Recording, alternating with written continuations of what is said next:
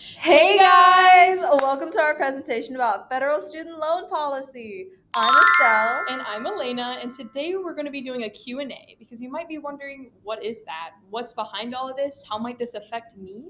So without further ado, let's get into our first question and answer. What do you call a politician who tells the truth? Retired. No shade at all. Anyways, let's address an issue that actually pertains to our topic. Guiding question.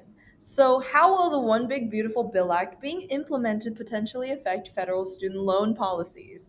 We're going to dive into the pros and cons, but before that, let's address the issue in question with this policy currently. So, the issue is the One Big Beautiful Act, which works to relocate the money and resources for student loan programs to be transferred to other departments, which overall affects college students who rely on these student loans and grants in hopes of like achieving their future dream job, etc. So, it puts limits on student loans, which increases overall like the student debt, and it also affects universities that show low student performance because they will be completely cut off from federal funding. So, some evidence we have provided on the issue. As you can see here, the graph on the left represents a majority of people who are dependent on federal funding for college, because people who did not borrow money from the government actually fall in the lower 20%.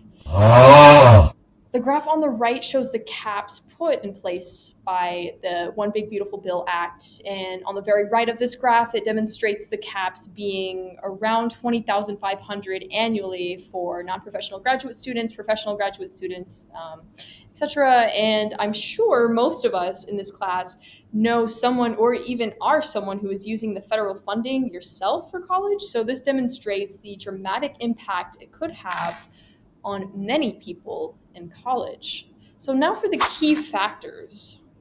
So, how does the government play a role? So, first we got our president right now, the Republican Party led under Trump's administration, which signed the act into law, and then Congress proceeded to pass the legislation. Then we have the agencies such as FAFSA and the U.S. Department of Education that are responsible for seeing it through. So, what the government has done so far? So, ever since the OBBA has passed, the government has had many laws and court cases to try to figure out how this will affect students in the future. So, again, the One Big Beautiful Bill Act, overhaul federal student loans, creates a new repayment assistance plan which allows students to like have an easier time paying, a loan limit reform rule to help with caps and changes to plus loans and graduate loans, as well as PSLF, which is just employees who work in a certain job field of their degree, allows them to pay it back and possibly have their debt forgiven, and the phase out regulations, which is discontinuing some plans that are no longer needed or are not very beneficial. So now we're going to go over what's the public's opinion on this. So for people like me, in my opinion, it will save about $307 billion in taxes. It provides tax cuts. It prevents overborrowing, and it promotes national security with more of our tax money going to different departments, such as like Homeland Security. And for other people, Um, Such as the side that I'm on, which is the opposed, because graduate loan caps, honestly, they can just deter students from wanting to enter certain job fields like healthcare, teaching, social work, which is not very good, as well as like critics are saying that low income and first generation students often struggle to even afford schools already, so it may just aggravate it. And loan limits are there to reduce the grad and plus loans, which again makes it harder for students to even want to take money out to get a higher degree. right. So, what should the government do next? Well, this is a pretty debatable topic.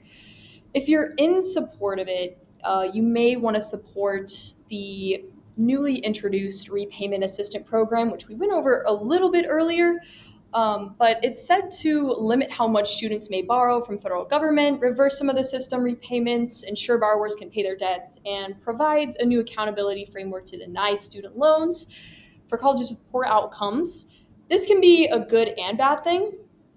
And if you're opposed, like I am, then this project can just increase the national deficit potentially and also have significant cuts for social programs such as Medicare and affecting especially the low income individuals, have slower long term GDP growth, loss of healthcare coverage, and also affects the environment as it cuts through and harms the Clean Air Act as the tax cuts for fossil fuels, and have a larger wealth disparity between the higher class and the lower class, as well as expands immigration enforcement.